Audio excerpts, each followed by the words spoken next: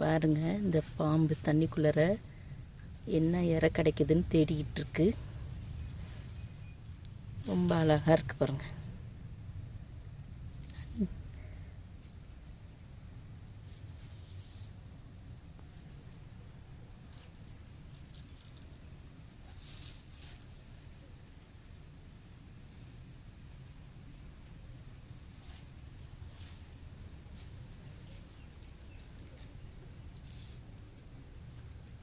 இந்த கல் இடுக்குக்குள்ளே நண்டு இந்த மாதிரிலாம் இருக்கும் பார்த்திங்களா, அதை சாப்பிட்றதுக்காக இந்த பாம்பு வருது.